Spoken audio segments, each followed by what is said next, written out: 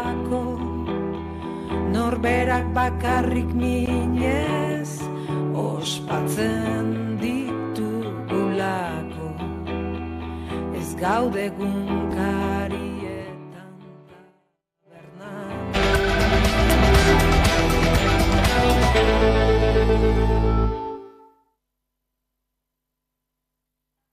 Bizkaiko metalgintzako sindikatuek beste 5 greba egun deitu dituzte sindikatuetako ordezkariek eta patronalak lan hitzarmena berritzeko negoziazioaren 15. bilera egin zuten atzo arratsaldean eta ez zen akordiorik izan. Patronalak soldata eguneraketari dagozkion 2 aldaketa egin ditu. 2025ko soldata igoera 1%tik 1%ra handitu du eta 2026an egiteko prest dagoen soldaten berrikuspenaren muga 3%ra igo du. Doikuntza horiek tauletan egingo lirateke eta ez soldatetan, eta eskaintza horiek ez dituzte gogo bete sindikatuak, beraz oraingo indarrean dago azaroaren 28tik abenduaren 2 arteko greba deialdia. Bi aldeak hilaren 15ean bilduko dira berriz.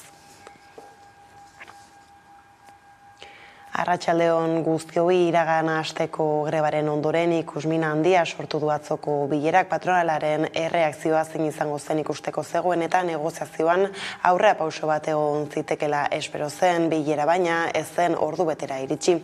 Komisiones Obrerasek, Labek eta UGTek ordezkaritzaren 59%, kakotx bosta duten sindikatuek hain zuzen ere goiz honetan egin duten beren analisia. Iara Durreta lankidea izan da prentsaurrekoan eta horrela jaso du haien hitza. Patronalaren mugimendu ezaren aurrean, Bizkaiko metala berriz ere geldituko dugu. Komisiones, Lab, UGT, SK, CGT eta CNT sindikatuek osatzen dugun gehiengo sindikalak grebara deitu dugu azaroaren 28tik abenduaren 2. Eta abisatu genuen, FEBEM 3 greba haueko ostean ez bazuen aukera aprobetsatzen, gatazka gogortuko zela. Gaur hemen gaude 5 greba egun deitzen berriro. Espero dugu FEBEMek aukera aprobetsatzea, baina 5 greba egun hauek eta gero FEBEMek jarraitzen badu bere jarrera berdinarekin, argi dagoena gatazka gogortuko dela gehiago. Ela ordezkaritzaren 40%, kakotx bosta duen sindikatua berriz, harrigarriagoa izan da. Adierazi legez, patronalak apenas aurkeztu negoziazioa desblokatzeko hobekuntzarik. Elak berretsi zuen gainera ez duela baztertzen greba mugagabea deitzea. Mikel Etxebarria, Ela sindikatuko industria arduraduna. Bueno, benetan bilera pobre izan zen. Guk espero gendun atzo edukisak egoti bai gainin, eta zer egon zen bakarrik 1%ko igoera tauletan, ez? Eta gero aktualizazio puntu baten ere beste 1%koa. Hori ez da ezer. Ez zuen ez arregarri. Bakar esan zuen, hitz egiteko prest daudela. 6 egun greba inda gero hitz egiteko prest dira, ez da ezer. Hortik aurrera, guela moduan, aurreneko egunetan ordezkari xakin eta militantekin bildu beharko gara, konkretatzeko eta zehazteko zeintzuk izango diren gure planteamenduak greba ziklora, beti idea argi bateaz, ez? Esan genuen aurreko egunetan, saltu bat eman behar dugula eta ikusiko dugu egunetan zerrera bat duen. Eusko Jaurlaritzako kideek xehetasunak eman dituzte 2023ko aurrekontu proiektuaren inguruan eta Pedro Azpiazu Ogasun Sailburuak gaur hasi da oposizioko alderdiekin biltzen. Mingen Zupirialedunak atzo adierazi zuen prest daudela hitz egiteko, negoziatzeko eta akordioak egiteko. Halere azaldu zuen muga bat jarrita duela Jaurlaritzak ez du negoziatuko aurrekontuetatik at dagoen ezer. Hala erantzun die Euskal Herria Bilduk, Elkarrekin Podemos, IUK eta PP Ciudadanosek egindako eskaerei. Bakoitzak bere norabidean, baina 3 eskatu diote fiskalitatearen inguruko eztabaida mahai gainean jartzeko Jaurlaritzari. Euskal Herria Bildu izan da Azpiazurekin biltzen lehenagoizeko 9:30 eta batzarraren ondoren egin duen agerraldian Maialen Iriarte koalizioko eledunak azaldu du aurrekontuetan egiturazko aldaketak egitea eskatu dutela, horretarako proposamen zehatzak eta arrazoituak mahai gainean jarrita. Elkarrekin Podemos IU taldeko ordezkariak izan dira ekonomia ekonomia sailburuarekin hitz egin duten urrenak. Miren Gorrotxategi koalizioak legebiltzarrean duen bozera mailak azaldu duenez, bestak beste aurrekontuetan 511 milioi euro gehitzea proposatu dute. Herritarren bizi kalitatea hobetzeko era berean hainbat aldaketa proposatu dituzte, osasun, etxebizitza, hezkuntza edota zerga alorretan eta konpromiso politikoak hartza ere eskatu diote Jaurlaritzari.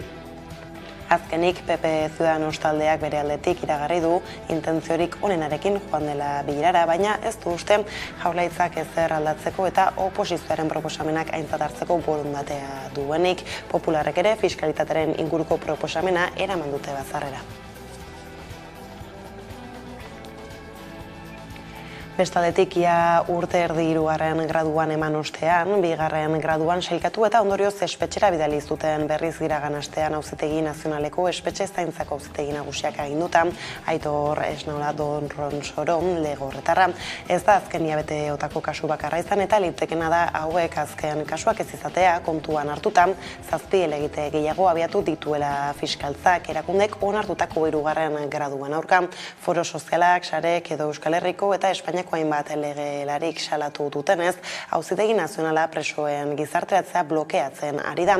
Eusko Jaurlaritzak 457 gradu progresio eman ditu urte betean, eta horietako batzuk 25 euskal preso politikoen kolektiboko kidei, baina Auzitegi Nazionalak atzera bota ditu horietako 7. Jaime Tapia Eusko Jaurlaritzaren espetxetako aholkulariari galdetu diogu gaur gurean auziaz, beraz entzun dezagun jarraian nola mintzatu den. Guk beti izan dugu eta esango dugu errespetatzen dugula. Guk gure lana justifikatzen dugu administrazio erresoluzioen bitartez, akordioen bitartez. Norbaitek aztertzen baditu erresoluzio horiek, akordio horiek ikusiko ditu gure parametroak sendoak direla, bai juridikoki eta bai zientifikoki, hau da, batzorde tratamenduak proposaturiko proposamenak edo eskaerak dira. Etxerat elkarteak jakinarazi duenez, Egoitzkoto euskal presoari baldintzapeko askatasuna eman diote, Barakaldarra atzo utzi zuten aske 20 urteko espetxealdiaren ostean. Dueson preso zegoela jaso zuen Kotok 3. gradura aldatzaren aldeko proposamena Kantabriako espetxeko tratamendu batzordearen partetik, baina Espainiako espetxe erakundeko idazkaritza nagusiak uko egin zion hura onartzari, eta iazko uztailean ebatzi zuen Koto Basaurira 2. graduan leku aldatzea. Azkenean iazko abuztuan Euskal Herriratu zuten eta aurtengo otsailean eskuratu zuen 3. graduan, ordutik etxean egonda preso. Azoraren 16an beteko du zigorra osorik. 170 Euskal Herritar daude preso gaurko 128 Euskal Herriko kartzeletan eta 1300 kilometro baino gehiagora 27 eman diete 3. gradua. Eta gai zaldatuta bada besterik bere ibilbidea bukatutzat eman du abertzaleen batasunak azken urteetan isilik egon bada ere egiturak bere horretan zirauen eta idazkaritzak bilkurak egiten zituen tarteka. Earen, Aberen eta Batasunaren arteko koalizio gisa abiatu zen ezkerreko abertzalen mugimendua 2007an eta bakoitzak ordezkaritza bat izan du orain arte. Azaroaren 26an egingo duen lehen kongresuaren harira, barne instantzien berregituraketa bat onartu beharra du Euskal Herria baik, eta horretan orain arte alderdiek zuten ordezkaritza desagertuko da. Momentu hori hautatu du abertzaleen batasunak bere burua desegiteko. Hala indar guztiak Euskal Herria bain emango ditu. Transen eskubideak murrizten dituzten zuzenketen aurkako adierazpena goiburu hori da Euskal Herriko LGTBI kolektibo batzuek ondutako manifestuak eta Espainiako Kongresuan tramitatzen ari diren translegea lehen onar dadila eskatzeko egin duten. Izan ere, lege proiektuaren tramitazioa gatazkatsua izaten ari da, Espainiako gorteetan batez ere PSOEren barruan badirelako legaren kontrako ahotsak. Are transen eskubideak mugatzen eta legearen oinarriak ardotzen saiatzen ari dira sozialistak zuzenketen bitartez. Bestak beste, genero autodeterminazioari jarri dizkio trabak PSOEk zehazki zuzenketa batean eskatu du 14 eta 16 urte artekoek baimen judiziala behar izatea sexu aipamenean aldaketa egiteko jatorrizko lege proposamenaren arabera ordea, adin horretan daudenek ez dute epaile baten baimenik behar. Nazioartean aurtengo agintaldi erdiko hauteskundeek aspaldidaniko garrantzirik handiena dute Ameriketako Estatu Batuetan herrialdea erabat polarizatuta dagoen honetan bi errealitate neurtzekotan baitira. Batetik Joe Biden presidentaren eta haren neurrien ospea eta bestetik Donald Trump estatuburu ohiaren eta haren aldekoen indarra. Hori kontuan harturik bozek balioko dute Biden agintaldiaren bigarren zatia zailtzeko eta Trumpen itzuleraren oinarria finkatzeko eta behin-behineko emaitzen arabera badirudi bi gertakari horiek baieztatu egingo direla hein batean bada ere. Hala ere oraingoz hauteskunde gaua ez doa errepublikanoek espero bezala, ez baitirudi aurre ikusitako garaipen lasai eta handia lortuko dutenik lehen zantzuen eta analisien arabera behintzat ordezkarien ganberan aurretik doaz eta dena dute aldeko gehiengo osoa lortzeko naiz eta ziurtzat zeuzkaten lehiatako batzuk ez dituzten irabazi eta beraz aurreikusi baino alde txikiagoan aterako dieten demokratei. Senatuan berriz alderdi demokrata espero baino hobeto ari da eta eserlekuen gehiengo osoa biltzea ez zaio ezinezko bilakatu, naiz eta oraindik goizegi den behin betiko emaitza ziurtatzeko. Bestaldetik, gurera bueltan eta kultura arlora helduta ametsen ariztia 2020an garatu zen ekimena da, Aiaraldean kokatuta dago, eta nazio mailako zein nazioarteko 25 artistek margotutako zuhaitzen musotzat deskriba daiteke. Zuhaitz bakoitzak mezu bat islatzen du eta gainera gobernuz kanpoko erakunde banarekin lotzen dira. Entzun jarraian Aitor Renteria margolaria. Marte elkartearekin lotura dauka, o lotuta dago. Oso politari dudetzen zaitz elkarte honek zailtasunak dituen umeekin lan egiten du lan, artistikoki, pinturak egiten dituzte, artelana. Lerroburekin bukatzeko berriz kiroletan gozatu da aurtengo Behobia Donostia herri lasterketaren leloa eta asmo horrekin ariko dira milaka eta milaka korrikalari igande goizean Euskal Herriko lasterketarik jendetsuenaren 57. ekitaldian hartuko dute parte. Jendetsua izango da aurtengoa esan bezalaze, probaren antolatzaile Fortuna Kirol elkarteak jakinarazi duenez, ia 30.000 lagunek eman baitute izena eta proportzioan inoiz baino gehiago dira emakumezkoak 28%, kakots 81 udanear beho. Igande honetan izango da Behobia Donostia Euskal Herriko lasterketa jendetsuena 57. ekitaldia izango da. Aurtengoa eta 29.700 eta 32 lagunek eman dute izena jada. Emakumeak inoiz baino gehiago izango dira, 28 emakumeak izango baitira, alegia 8.500 emakumeek eman dute izena. Eta hori ala antolatzaileak pozik agertu dira euren helburua emakumeen eta gizonezkoen kopurua parekatzea baita. Esan behar da, iazkoa koronavirusaren ondorengo lehenengo ekitaldia izan zela eta parte hartzaileen kopuruak bera egin zuela, baina esan bezala aurtengo edizioa berriro ere jendetsua izango da eta aurtengo leloa gozatu izango da. Behobian ekingo diote lasterketari eta Donostiako bulebarrean amaituko da. Azkeneko lerroburuak hauek iritsi eguneko argazkeri heltzeko unea Bizkaiko metalgintzako sindikatuek beste 5 grebagun deitu dituzte. Bizkaiko metalgintzako gatazkak akordiorik gabe jarraitzen du. FEBEMek soldata eguneraketari egindako aldaketak ez dira nahikoak izan sindikatuentzat. Hala, plataformak iragarritako 5 eguneko grebaldiari eutzi dio. Espero dugu FEBEMek aukera aprobetxatzea, baina 5 greba egun hauek eta gero FEBEMek jarraitzen badu bere jarrera berdinarekin argi dagoena gatazka gogortuko dela gehiago.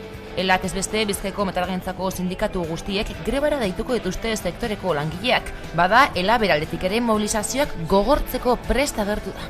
Saltu bat eman behar dugula eta ikusiko dugu egunetan zer erabakitzen duen. Lan hitzarmenaren korapiloa ez da askatu oraindik, gatazkak luze du gainera. 11 hilabete daramatzate lan ituna negoziatzen. Hala, sindikatuen ustez patronalak beste aukera bat galdu du. Patronala gutxieneko hobekuntza batekin etorri da bilerara. 100 puntu bateko soldata igoerarekin, tauletan erosteko ahalmena bermatu gabe eta malgutasunean gutxieneko bermean eta aldi baterako ezintasun osagarrietan zituen atzerapenak mantenduz. Benetan bilera pobre izan zen. Guk espero genduen atzo edukisak egoti bai gainin. FBMek soldata eguneraketari dagozkion bi aldaketa egin ditu. 2025eko soldata igoera 1%tik 1% handitu du, eta 2026an egiteko prest dagoen soldaten errebizioaren muga 3%ra igo du. Hori bai, egokitze horiek tauletan egingo lirateke eta ez soldatetan. Proposamen horrek baina ez du langileen erosa ahalmena bermatzen eta haratago joan dira gainera sindikatuak. Eskaintza horrek sektoreko lan baldintzak pobretu eta prekarizatzen ditu akordia blokeatzen ari diren enpresek etekinak metatzen dituzten bitartean. Gaurkoan berriz Nafarroako kirol kudeaketako langileek 23 greba egun bete dituzte lan hitzarmena hobetzeko borrokan dihardute patronalarekin eta baita udalarekin. Eskakizun nagusia langileen erosalmena bermatu ahal izateko KPIaren araberako soldata igoera da. Jabetza publikoko kiroldegiak dira, baina enpresa pribatuek kudeatzen dituzte. Hauek pasa den astean lehenbiziko aldiz udalarekin eta patronalarekin negoziazio bilera bat izan zuten, baina adostutako akordioak nahikoak ez direla azpimarratu dute sindikatuek. 23 greba egun daramagu, gehi udako 2. Jarraipen handia dago, intzidentzia handiarekin. Instalazio asko itxita daude oraindik. Sarriguren, Burlata, Olaz, Azkoien, Uarte, Kaparroso, Sanduzelai, Mendillorriko trinketea, Zizur Nagusia, Iturramako Zibiboxa, Upna, Lagunak, Arangurego kulturetxea eta Berriobitiko igerilekua.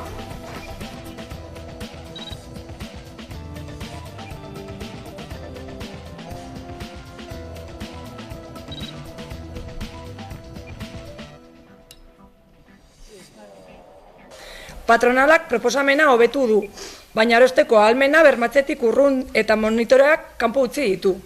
Ez da ahaztu behar instalazioak udalenak direla eta enpresak pribatuak kudeatzen dituztela.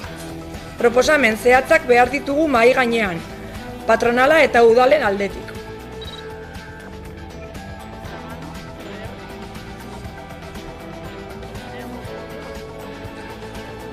Ordea Siemens Gamesaren akzioak erosteko eskaintza publikoaren barruan Siemens Energy Group taldeak iragarri du kaleratze gehiago egitea aztertuko duela. Iraiaren 29an iragarritako 2009 kaleratzei gehituko litzaizkioke balizko beste horiek oraingoz hipotesi gisa planteatzen bada ere, asmoa adierazte hutsa esanguratsua dela iruditzen zaie sindikatuei eta nekea eta haserrea azaldu dute. Gainera, langileak mobilizatzeko prest direla aurreratu dute. Puy Remirez, Ela Sindikatuko Industria Federazioko arduraduna.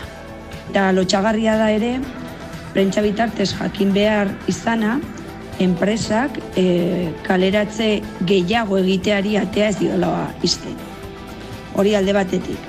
Eta bestalde, orain arte esan dugun bezala, plantilla bezala eskatzen duguna da, egonkortasuna eta etorkizunerako plan industrial sendoa, eta plantillak argi utzi zigun ikusten duela mobilizatzeko unea dela.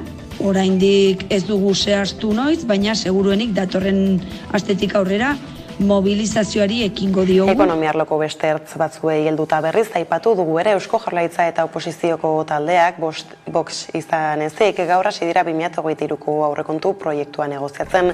Elkarren entzuteko eta hitz egiteko borondatea erakutsi badut ere kontuen edukiari dagokionez jarrerak urrunduta eseri dira amaian. Hizketan hasterako Pedro Azpiazu ekonomia eta ogasun sailburuak argi eta garbi esana zuen proposamenak kontuan hartu bai, baina egiturazko aldaketarik ez dutela egingo. Euskal Herria Bildu izan da Azpiazurekin biltzen lehena goizeko 9:30 eta batzarraren ondoren egin duen agerraldian Maialen Iriarte koalizioko eledunak azaldu du aurrekontuetan egiturazko aldaketak egitea eskatu dutela, horretarako proposamen zehatzak eta arrazoituak mahai gainean jarrita. Berehalako erantzuna behar duten neurri paliatiboak, baina gure ustez oso garrantzitsua dela neurri estrukturalei heltzea. Orain dala momentua, orain dagoela aukera dirua eta inbertsioak egiteko momentua badelako, eta orain egiten ez baldin badugu hainbat alor degradazioa handiagoan sartuko direla pentsatzen dugula. Zentzu horretan, atzo esan genizuenaren hildotik, zerbitzu publikoei buruz hitz egin dugu, sektore industrial garrantzitsuez hitz egin dugu, lehen sektoreaz hitz egin dugu zaintzaz, hitz egin dugu osakidetzaz, energiaz hitz egin dugu, eta neurri sail konkretu bat jarri ditugu mahai gainean. Elkarrekin Podemos taldeko ordezkariak izan dira ekonomia sailburuarekin hitz egiten urrenak, Miren Gortxait koalizioak legebiltzarrean duen bozeramaileak azaldu duenez, besteak beste, aurrekontuetan 511 milioi euro gehitzea proposatu dute herritarren bizi kalitatea hobetzeko. Bertan, gure gastu geiketa bat, ezarri dugu 511 milioikoa, zeintzuekin gure asmoa da, jendearen, hiritarren, gehiengoaren bizi kalitatea hobetzea. Hobetzea hainbat alorretan, osasunean adibidez, baita ere krisi klimatikoa aurre egiteko horretan, hezkuntza gaietan baita ere, eskaintza publiko bat bermatzeko leku guztietan, eta etxe bizitzan baita ere, eta fiskalidadean baita ere. Alor guzti horietan aldaketak proposatu ditugu, dokumentu batean jaso ditugunak, eta azkenean 500 milioiko balio ikiko luketenak. Eta aurrekontuez Gasteizko udalak ere inoiz baino diru gehiago gastatuko du datorren urteko aurrekontuetan gaur egin dute aurkezpena, eta bertan izan da Nerea García lankidea adi. 2023ko aurrekontuen proiektuaren aurkezpena egin du Gasteizko udalak. Datorren urteko aurrekontuetan inoiz baino diru gehiago gastatuko du udalak, 434,6 milioi euro hain zuzen ere. Gasteizko alkateak Gorka Hurtaranek, Ugazun Zinegotziak Iñaki Gortubaik eta alkateordeak Maider Etxebarriak azpimarratu dute Europako funtsetatik azken hilabeteotan 45 milioi euro jaso duela Gasteizko udalak, eta horrek ahalbidetuko du hainbat inbertsio egitea legislaturaren azken urtean. Oso urte erakargarria izango dela, azken finean datorren urtean izango da urtea non bukatuko ditugun obra estrategikoak. Printzipal antzokiaren erreforma, Salburuako tranbia eta zenbait auzoen berrikuntza dira 2023ko aurrekontuek jasotzen dituzten 3 inbertsio nagusiak. Era berean Gasteizko alkateak azaldu duenez, hurrengo urteko aurrekontuak 4 irizpidetan banatu dituzte. Batetik, zuzentasun ekonomikoa aplikatu behar dugu. Egia da datozen hilabetetarako aurkeztu egin dugun aurrekontua, diru kopuru handi bat duela, baina zuzentasunez jokatu beharko dugu ekonomi ikuspuntu batetik. Bestela, gure hiri eredua sustatu beharko dugu. Zeintzuk dira gure hiriak dituen erronkari nagusienak? 3. Batetik, neutraltasun klimatikoarantz urratz sendoak ematea. Bestetik, hiri industriala finkatzea eta sustatzea. Eta azkenik, gure ongizatea, hobetzea, zerbitzu publiko onak eskainiz. Hurrengo egunetan Iñaki Gortubaik Ogasun Zinegotziak aurrekontuak zehaztuko ditu Ogasun batzordean. Ondoren gobernua beste alderdiekin elkartuko da. Izan ere, koalizio gobernuak alderdi baten botoa edo abstentzioa behar du 2023ko aurrekontuak aurrera eramateko. Nafarroara salto gobernuak aurrekontu orokorren proiektuan akordioa lortu zuen pasaden astean, gobernu taldearen eta Euskal Herria Bilduren arteko akordioari esker, oposizioko alderdi nagusia den Euskal Herria Bilduk abstentzio bidez ahalbidetuko ditu, eta aurreikuspenen arabera abenduaren amaieran proiektua aurrera aterako dela, bermatu du gobernuak. Fiskalitateak bere biziko garrantzia hartu du legegintzaldiaren 4. eta azkeneko aurrekontuen negoziaketan. Elma Saiz, Nafarroko gobernuko bozeramailea. Con noticias como las del acuerdo presupuestario para que las cuentas generales de Navarra se vean aprobadas en la Cámara a finales de diciembre, o el acuerdo integral alcanzado también en materia fiscal, que va a permitir poner en marcha una batería de medidas encaminadas todas ellas a lograr una sociedad navarra más justa y más equitativa. También otras cuestiones, otras noticias que siguen llegando, noticias positivas, como pueden ser el PERTE-BEC, el PERTE del vehículo del automóvil eléctrico. Eta gai lotuta ekonomiarekin lotuta bada besterik, Lurrama laborantza azoka Miarritzera itzuliko da azaroaren 10ean, 11ean eta 12ean. Udan Arbeo lankideak azalduko dizkigu jarraian xehetasunak adi.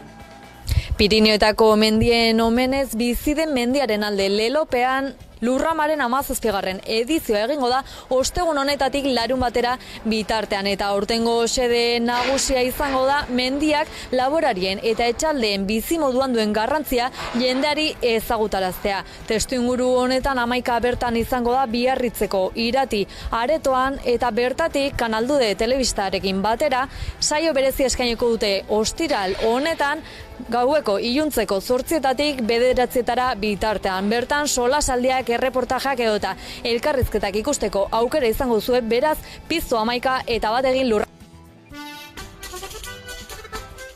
Bueltan da Lurrama Biarritzeko irati aretoan. Azaroaren 10-etik 12 ospatuko da laborarien azoka garrantzitsua. Pirinioetako mendien omenez, biziden mendiaren alde izango da 17. edizionek hautatu duen leloa. Hala mendiko laborantza eta artzaintza jardueren gainen indarra egin nahi dute antolatzaileek. Bestalde laborantza eremuetako eta hiriguneetako biztanleriaren arteko loturak sendotze izango du xedetzat azokak. Aurten berrikuntza gisa ostegunan hasiko da azoka. Ostirala azaroak 11 lehenengo mundu gerraren armistizioaren urteurrena izanik jaieguna denez Ipar Euskal Herrian merkatuak egun bat lehenago zabalduko ditu bere ateak, hala ikastetxe eta lizeoetako ikasleen bisite jaso ahal izateko. Egitarau zabala antolatu dute 3 egunetarako. Azokaren lehenengo egunean, zer mendibizi nahi dugu galderari erantzuten ahaleginduko dira. Biharamunean aurre historiatik egundaino jendeak mendian nola baliatu duen aztertuko du arkeologian doktoretza duen Pablo Martikorenak. Eta azokaren 3. eta azken egunean Artza, Otxoa eta Kabali kanpoko hazkuntzaren arteko harremanen gainean arituko dira.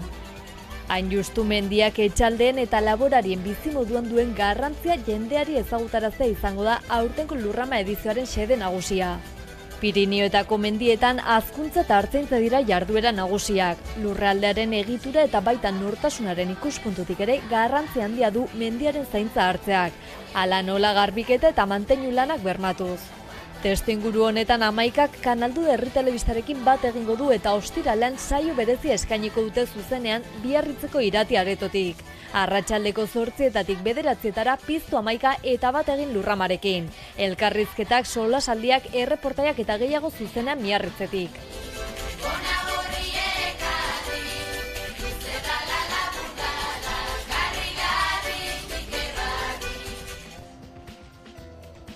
Azpeitiko udalaren ostean, Zestoako udala ere bildu da herritarrekin Statkraft enpresak Azpeitia Errezil eta Zestoa artean eraiki nahi duen PSP proiektu eolikoaren inguruko azalpenak emateko.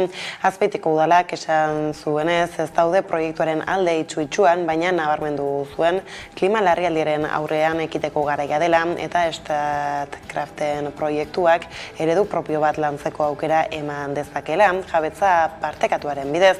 Ordea, Zestoako udalak gogorrago hitz egin du, webgunean berri bat jarri duten, batzarrean hitz egin zirenak azaltzeko eta hor jartzen duenez, alkateak esan zuen gaur egun eskura dauzkaten datu urriekin ezin dutela babestu baize erroten proiektua, ondoren ohar bat atera du udalak eta proiektua aztertzeko prestutasuna nabarmendu dute Udane Arbeo. Jarduera nekazal eta beltzantza jarduera handia dago eta ezinbestean hor desmonte lur mugimendu handiak egin beharko dira eta Zestoan bertan ere hor auzo batean aldaketa urbanista. Oraintxe zartuko dugu Udane Arbeo, Zestoako alkatean zu baino lehen, adi. Iragan astean Zestoako udalak herribilera deitu zuen PSP proiektu eolikoen inguruan herritarri euren informazioa helarazteko momentu zuten. Informazioa helarazteko udalaren erabakia izan zen Statkraft enpresa Norvegerreko kideak ez gonbidatzea eta bertan Mikel Arregi alkateak desadostasuna eta kezka agertu zuen proiektu eoliko horien inguruan. Errezil, Azpeitia eta Zestoa artean 5 aerosorgailu eraiki nahi dituzte 205 metroko altuera izango dutenak eta aerosorgailu horiek 170 metroko diametroa hartuko dute. Arregi alkateak azpimarratu du, kezka agertu du, bertan ikaragarria izango delako inpaktua bai bisualki baita paisajistikoki baita bertako bizilagunen jardueran. Jarduera nekazal eta beltzantza jarduera handia dago eta ezinbestean hor desmonte lur mugimendu handiak egin beharko dira eta Zestoan bertan ere hor auzo batean aldaketa urbanistikoak ere egin beharko dira, ibilgailu horien tamainak eta jakin ditugulako eta orduan apur bat horretik esan dugu ez tegula bideragarria ikusten momentuz honetan eskuartean ditugun datuekin eta gero maila orokorrean ere aitortu behar da hemen esan nahi dut, instituzionalki, hasi lurralde plan sektoriala oso agortua dago, 2002koa da, eta oraindik ez dago planifikazio orokor bat. Eta gu esaten duguna da, hemen, berrehun metroko aerosorgailuak jarri aurretik hori planifikatu egin behar dela, eta eskuartean eduki behar degula, gure kasuan, Urola Bailaran, eta gero nik esango duke, Euskal Herri mailan ere, plan energetiko nazional bat egin behar dela guzti hau ordenatzeko. Eta aipatu dugunez, Ametxeen Ariztia 2008an garatu zen ekimena da, Aiaraldean kokatuta dago, eta nazio mailako zein nazioarteko 25 artistek margotutako zuhaitzen museotzat deskriba daiteke. Zuhaitz bakoitzak mezu bat islatzen du gainera adi. Aiaraldean aurki dezakegu Ametxeen Ariztia. Arkos de Kejana jatetzeak 25 urte bete zituela eta bere baso solidarioa sortzea erabaki zuen. Ametxeen Ariztia kanpoaldeko museo bat da, eta nazio mailako eta nazioarteko 25 artista ezagunek parte hartu dute. Bakoitzak aritz baten enborra margotu du, eta asmoa da urtero beste margolari batek margotu gabe dagoen beste enbor bat margotzea. Horrez gain, zuhaitz bakoitzak gobernuz kanpoko elkarte batekin lotura du. Besteak beste erakundeak lan humanitarioetan, ingurumenarekin loturikoetan eta gizartean ikusgarritasuna behar duten gaixotasunetan oinarritzen dira. Que el proyecto se basa en 3 pilares fundamentales, que serían el cultural, el solidario, no solo porque aparecen las asociaciones y fundaciones benéficas, sino porque también los artistas han pintado de una forma totalmente altruista, cosa pues que les honra, ¿no? Y luego el medioambiental, que se ha tenido muy en cuenta el no dañar los árboles, ya que se ha utilizado unas pinturas especiales con las que se iba remodelando cada 7 años el bosque de Oma y que no dañan el árbol. Artista bakoitzak bere erara margotu du Ariztiaren enborra. Oso desberdinak diren irudiak aurkituko ditugu baso solidario honetan, eta gainera natura ingura errespetatzen dituzten margolanak dira hain zuzen ere. Zuhaitz honetan bi zati ditu, kulturaren arloa eta naturaren arloa tartekatu nahiaz. Nire parte izango zen, zuzena, vertikalak eta horizontalak egin ditu dela, eta gero beste bat izango zen, zuhaitza bera eta zuhaitzaren forma jarraitzen dituen pintura. Gorantz eta lurrerantz. Eta ideia orokorra hori izan da. Beti naturarekiko errespetua azalduz. Marte elkartearekin lotura dauka, o lotuta dago.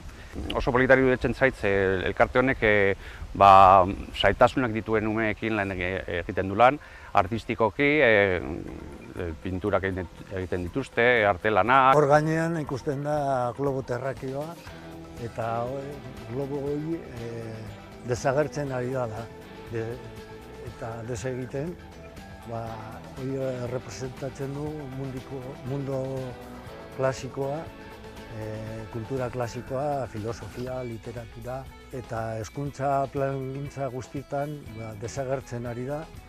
Ezinbestekoa da aurretik erreserba egitea, basoa itzita dagoelako segurtasun gehiago izateko. Gainera bizita gidatuak badaude eta laster audiogida egongo da eskuragarri. Eta bukatzeko kiroleen bueltan aipatu dugu Lerroburuetan igandean jokatuko dute Behobia Donostia lasterketaren 57. ekitaldia.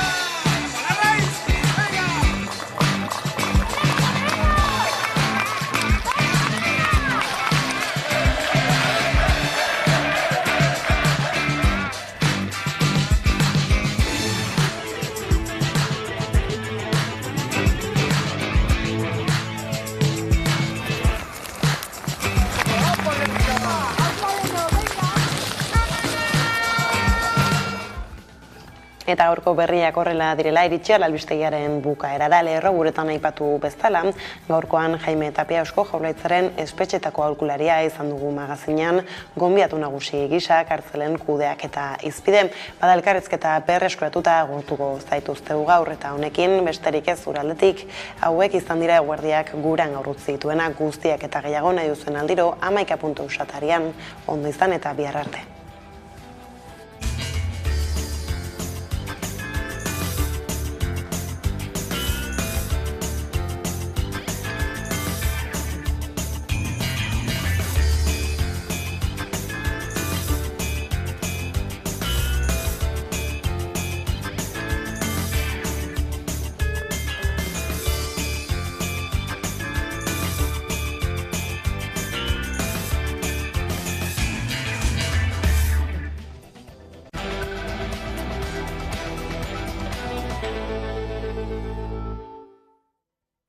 Egunero legez, eguneko elkarrizketari atea irekiko diogu, eta horretarako gaurkoan gurekin daukagu Jaime Tapia, magistratua, eta Eusko Jaurlaritzako espetxetako aholkularia, eguerdion, ongi etorri. Eguerdion, zuri.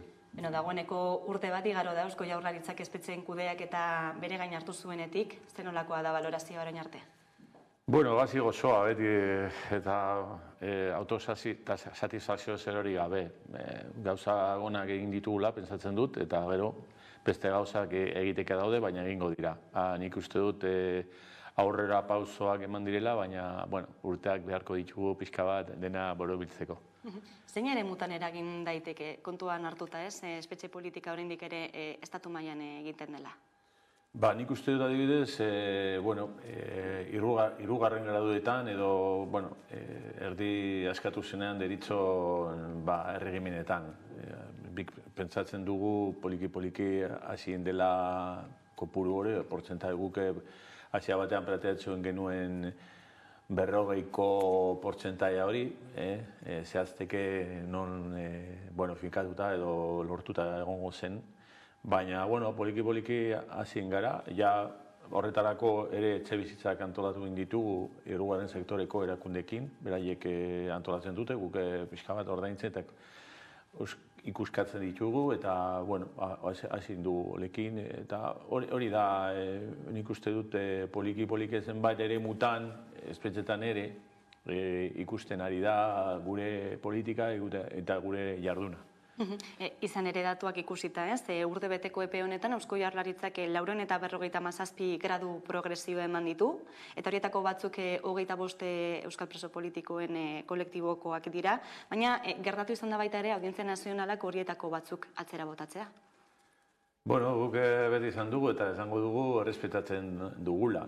Guk gure lana justifikatzen dugu administrazio erresoluzioen bitartez, akordien bitartez.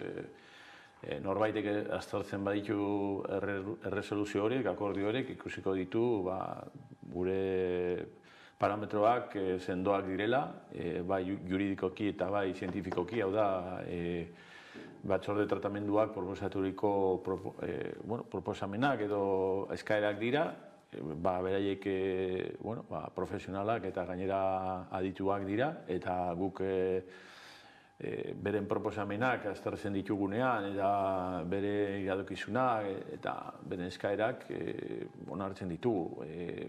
Beraiek ez badut eskatzen, ez dugu onartzen. Horrek suposatzen du, bai juridikoki esan dudan bezala, juridikoki eta zientifikoki, hau da, beraiek proposatutako iradoki zuzenduz, benetan gure dena hor dago. Ezin dute inork kritikatu, eta nik uste dut, Audientzia Nazionaleko autoetan edo erresoluzioetan ere ez dela agertzen kritika bat. Badaude ñabardura batzuk, batzutan pentsatzen dute igual askatasunaz gabetetako pertsonak oraindik zer egin behar dutela, baina, hildo honetik goazela pentsatzen dut. Dena den, aipatu duzun bezala oinarri juridikoetan, oinarrituta ematen dira Eusko Jaurlaritzatik hirugarren gradu hauek, orduan zein argudio dago, Audientzia Nazionaletik horiek atzera botatzeko? Beraik normalean pentsatzen dute oraindik pertsona, askatasunez gabetuko pertsona horrek zeo zer gehiago egin berduela. Oraindik, antzematzen ditu zenbait pauso urratzez eman dituztela, baina oraindik zeo zer geratzen zaizuela. Batzuta, finkatzen duten barkamenean, edo esaten dute, igual barkamena, igual zehatzago eskatu behar dutela, edo zera mutze hori nahikoa garbia ez dela, baina guk printzipioz, irugarren gradua eman dugunean, edo ez lehitu dugunean, pensatuen dugu, baietz. Eta gainera, ez gure iritsa baitzen, esan dizudan moduan, beste aditu batzuk, kartzeletan espetxeta daudenek, pensatzen baitute ere, bide hori egin dutela. Gero, Audientzia Nazionalak pentsatzen du, egin duela, baina ez dela nahikoa, egin behar dutela. Eta horrekin lan egingo dugu, pentsatzen, berai helarazi edo esan behar diegu, gauza hau gertatzen zaizu, azkenean, hirugarren gradu hori lortzeko, eta, beraiekin, presoekin batera lan egingo dugu. Audientzia Nazionalean zertxo bait gehiago eskatu behar dela, ez?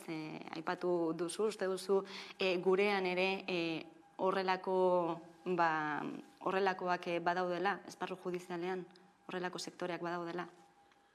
Ondo lertzen badizut, hemen gauza hori gertatzen dira beste askatasunez gabetutuko pertsonekin. Gertatzen da hemengo Bilboko zaintzako epaitearekin. Batzutan epaitea horrek pentsatzen du, guk emandako hirugarren gradu bati, oraindik ez dela nahiko denbora pasa, oraindik goizegi dela. Beti egongo gara eztabaida horretan. Zenbaitean gauza alderebez gertatzen da. Guk ez diogu pertsona bati hirugarren gradua ematen, berak errekurtso jartzen du, eta errekurtsoaren bitartez lortzen du hirugarren gradua. Hori, batzutan gertatzen zaiguna da oso elementu subjektiboak daudela. Aztertzeko eta batez erabakitzeko unean, zehat mehatz, jakiteko pertsona hori prestatu da dagoen ala ez, erdi askatasun horretan bere azken zatiko zigorra betetzeko. Hori, zalantzazkoa da. Gu beti, pixka bat askatasunaren aldean ingitu du, baina gero, pentsatzekoa da, epaitegiek ez dutela iritsi bera. Eta hori onartu behar dugu, hori da estatu demokratuko den baten jokoa edo pixka bat rolak, bakoitzaren rola hori da. Baina ez duzu uste etaren amaieratik ona igaro dene hamarkada hau kontuan izan da eskakizun berezi horiekin amaitzeko ordua ere badela? Baina nik pentsatzen dezaket horrela, baina gero gertatzen zaiguna da, eta gu pixka bat, zuke gure administrazioko erresoluzioak edo akordioak iztertzen bat dituzu, ikusiko duzu guk ere barkamenara edo damutze hori pixka bat kontestu honetan, inguru honetan ere kokatzen dugula. Baina azkenean, hormaren kontra bat jotzea izango litzateke horretaz ahaztutzea edo pentsatzen behar dugu horrela dago, jokoa. Eta amaitzen bada, amaituko da. Oso kritikarria izan da barkamenera eta damutxe horretaz badaude zenbait epaile, badaude zenbait iritzi artikuluak, zalantzan jartzen dituztenak, halako betekizun horiek benetan pertsona batek betetzea, baina guk horretatik irten behar dugu edo horretan kontuan hartu behar dugu eta, askatasunaz gabetuko pertsona hori horrek badaki ere horrela dela. Orain arte bederen, gauzak alda daitezke ere.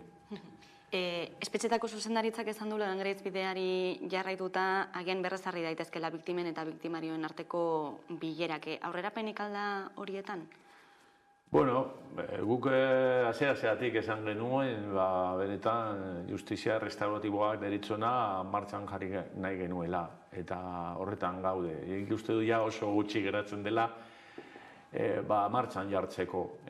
Guk biktimekin ere harremana izan behar ditugu, biktimari eta kontuan harturik ere beti diskrezioz edo isiltasunez edo inolako zalarpartarik gabe egingo dugula.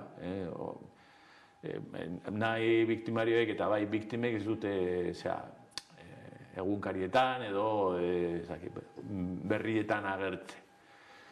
Eta horrexegatik beti diskrezioz oso egin beharko dugu, guztu dugu bai batzuek eta bai besteek nahi dutela, mesedegarria izan litzaikela, benetan, beraiek esan baitigute, zenbait kasuetan ez denentzat, eta beti borondate askekin, ezin dugu inor derrigorrertu ez bultzatu horretarako, eta, egingo dugu, pixka bat, biktimen aldetik eskubidei bezala, beraien eskubidea bai da, biktimen estatutuan agertzen denez, beraien eskubidea da justizia restauratiboarena, beraiek eskadezakete, eta guk eman behar diegu biktimei. Eta bestetik, biktimarioek ere, bere birgizarteratze prozesuan onuragarria izan daitekela uste dugu, eta horretarako ere poliki-poliki nik dut ja azter gaudela, baina ezin dizut gehiago esan. Baina beste bilera sorta bat egongo da. Eta gero kontuan harturik justizia restauratiboa ez dela beti topaketa bat. Izan daitezke tailerrak, panelak, izan daitezke beste komunitateko, gizarteko pertsonekin, beti gure buruan dago topaketarena, baina hori ez da derrigorrezkoa. Gerta diteke, baina ez da beharrezkoa justizia restauratiboari buruz hitz egiteko, edo jarduera hori horrela izendatzeko. Konfidentzialtasuna aipatu duzu, ezta, horrelako topaketak arrakastatsu izan daitezen, orain arte hori bete dela esango zenuke? Esan dezakegu oraindik ez dela hasi. Aurre jardunean gaudela. Horretarako ere beharrezkoa baita poliki-poliki gauzak ondo egitea. Azaldutako utzuneak edo okerkuntzak berriro ez gerta ez daitezen. Bai batzuek, bai biktimek eta bai biktimarioek esan digute, gauzak zenbait kasutan, zenbait alditan ez dira ondo egin. Eta guk ez dugu hori errepikatu nahi. Guk nahi dugu, bai biktimek eta bai biktimarioek, ondo eta inolako arazorik gabe egon daitezela, eta horretarako printzipioz pensatuen genuen azkarrago joan gintezkela, baina gero pixka bat kontuatuen gara poliki-poliki joan behar dugula. Eta ondo egiteko, gauzak ondo egiteko, inor ez dezan, dadin, edo besterik gabe, gauzak ondo burutzeko. Horrelako saioak non egingo dira, kartzelan bertan? Nik orain ja pixka bat abstraktuki edo esan daitezke bai espetxetan edo bai kanpoan. Segun pertsona egongo dira batzuk espetxetan egin daitezke, esan dizudan moduan, batzutan ez dira topaketak, badira tailerrak edo bai dira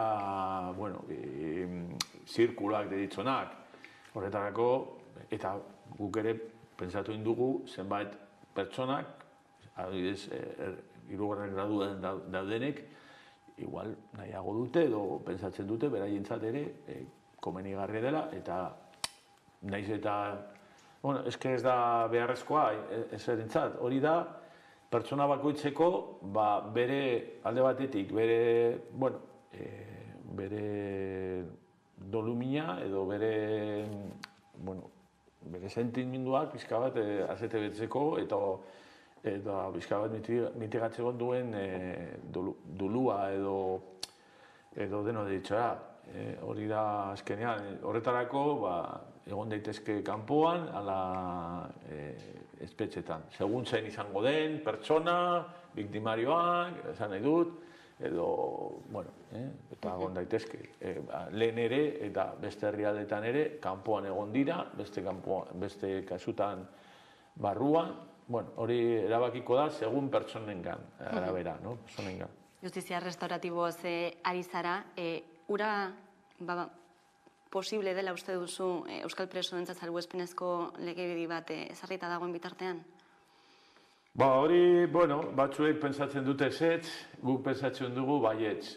Kontuan harturik, bolondrez edo beraiek nahi dutelako izango da, inolako zeozer edo onurarik gabe, nahi dut, nahiz eta, bueno, beraiek ere badakite Audientzia Nazionalak batzutan aipatzen duela justizia restauratiboa hori pixka bat kontuan hartzeko, baina gu printzipioz, pentsatzen dugu, ez duela zer ikusirik onuragarriekin, espetxe benefizioekin edo onure horiekin. Bueno, egingo dute, nahi dutelako, inolako presiorik gabe, bueno, pentsatzen bai dute, beraientzat ona dela, bere, bueno, ez dakit, bere ibiltzeko prozesuan mundu honetan, eta, bueno, gertariteke ere, bueno, esan dizudan modua, kanpoan egotea, edo, igual, zigorra beteta ere, egotea, baina, bueno, esatzen dute, begira, nik zigorra bete indut, baina, bueno, ez dakit, zergatik, orain pixka bat, horrela dira pertsonak, gu ere, batzutan, egualen dugu zerbait, eta ez dakit, 2 urte barru, niraianekin, aizparekin egon zen tirabira bat, noa pixka bat, beraren gana, eta markamena eskatzen dio, hori gertatzen da bizitzan ere, eta hori gerta daiteke ere, nire barrukoa aztertzen badu, nik ere ikusten dut, igual ez naizela 20 edo 10 urteko pertsona bera. Aldatu indut, nire izaera, nire iritzia, eta pensatzen dut, bueno, beraiek esan bai digute, zenbait biktimarioek, eskatasun jabetutuko pertsonek ere esan digute, beraiek ere, bueno, printzipioz, aztertu nahi dutela, zer den, bueno, nik uste poliki esaten ari garena, bueno, esaltzen ari garena, zer den benetan justizia restauratiboa, baina azalduko diegu, espreski, behar den unean, edo egoki den unean, eta esango diegu, bere zalantzak edo aurreritziak edo dakoak erantzungo ditugu, eta honen ondorioz, bakoitzak bere erabakia hartuko du. Ez du zer ikusirik orduan zuretzate justizia restauratiboak lege antiterrorista maindanean egotarekin? Guretzat ez. Garbi daukagu. Gertatzen dena, nik aipatzen dut, hori bai dago, eta beraiek ere bai dakite, zenbait Auzitegi Nazionaleko autoetan agertzen da. Beharrezkoa dela ez, baina, nik irakurtzen ditudanean, pentsatzen dut, epaileak edo epaitegiak dio komenigarria dela. Ez dut uste, ez da agertzen hor, espreski eta derrigorrertu.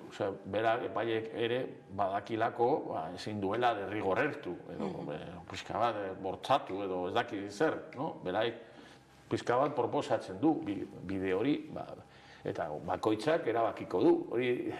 Hori beste delitu egilegin ere gertatzen da. Epaileak esaten dio presoari, begira, nik pensatzen dut, ez dakit tratamendu hori behar duzula. Ez dakit, igual, delitu sexu delitu bat egin baduzu, igual epaileak edo tratamendu batzordeak esaten dio pertsona hori. Zu egin badiozu, bestela, oso zailago izango da irtera baimen lortzea. Baina oinarri juridikoak baldin badaude, 2. graduak emateko, ez?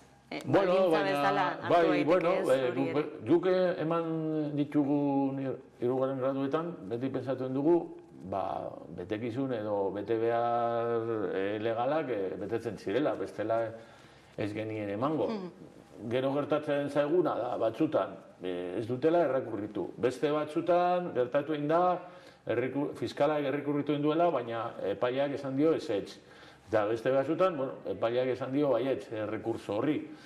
Baina esan dizudan moduan, ezke oso, nik printzipioz pensatzen dut, bestela ez nuke halako horik egingo, pensatzen dut nire iritzia onena edo justuena dela. Baina, nik ere epaile nintzenean, batzutan nire gonengo epaile bateri esaten ziren, ez duzu ondo egin, edo nik epaite gauditzea nengoenez, beste epaile bati esaten nion, begira, kasu honetan, oker zabiltza. Benetan, ezen berak ondo egin, parkatu gaizki egin zuelako, baizik eta berak igual ez zuen kortuan hartu hau, edo igual epaile horrek pensatzen zuena ez dela esela nahikoa, orain nik pensatzen dut nahikoa dela, juridikoki gauzak batzutan, hori batzutan gertatzen da. Ez da, hemen badaude zenbait konotazio, duarik gabe, baina honekin zer egin dezakegu. Esan, lehen aipatu indudan moduan. Hormaren kontra jo, eta, horrek ez du, guretzat behin ipen ez du inolako zentsurik. Guk pixka bat borobildu behar dugu, eta, erakaitxe batekin lan egin behar dugu. Bestela, zer egin diogu horri.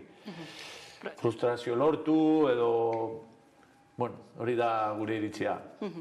Prozesu honetan, justiza restauratiboen prozesu honetan, aukerak zenolako berrikuntzak ekarriko ditu? Aukerak erakundeak? Bai. Honetan ez du inolako funtziorik edo helbururik. Esan nahi du, berak formakuntza ematen die, zenbait askatasunaz gabetutako personei, da gero, berak enplegatzen ditu pertsona horiek. Baina ez du... Gizarteratzean. Gizarteratzean prozesuan. Berak aztertzen ditu, pertsona horiek, eta gero, horrentzean, edo, atorren urtean, edo, egongo da, guk pixka bat, lanen aldetik ere, ibilbide bat.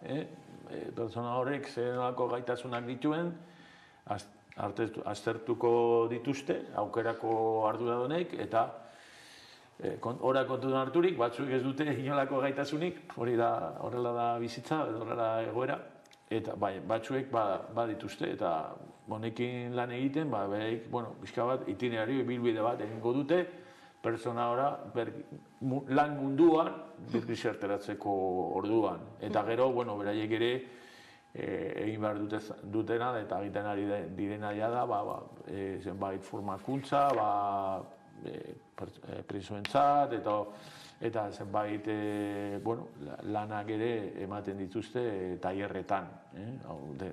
Espetxetan deritzen den tailerretan.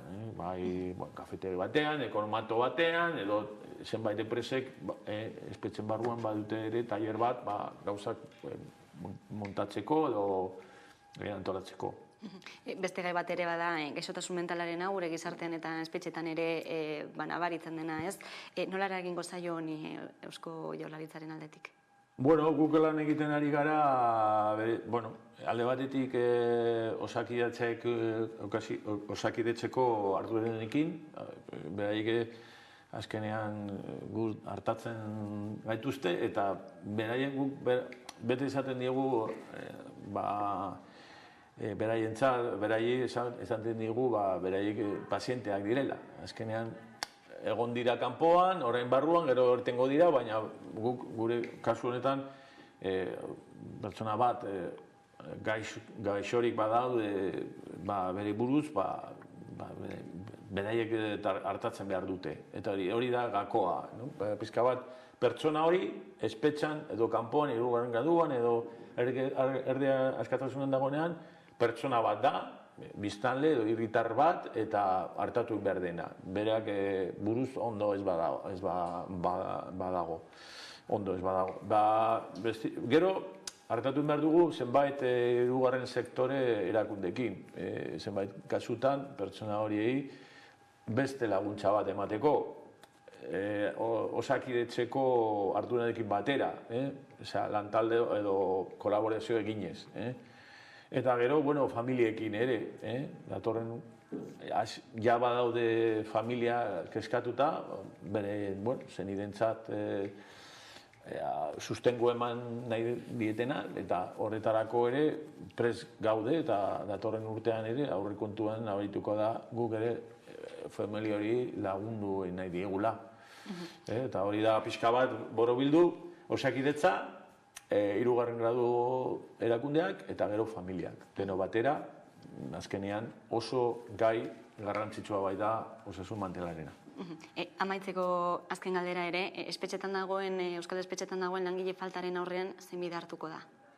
Bueno, guk ja poliki-poliki, ja amaitu indugu lan poltsa bat, nik uste dut datorren hilabeterako prest egongo dena, ja pixka bat pertsona horiek ja aukeratuta daude, orain pixka bat gehitu behar zaio zenbait izapideak eta bar, baina pensatzen dugu datorren bilaterako az daitezkela ja espetxetan lan egiten. Horrek suposatuko du pixka bat lehunduko. Gero,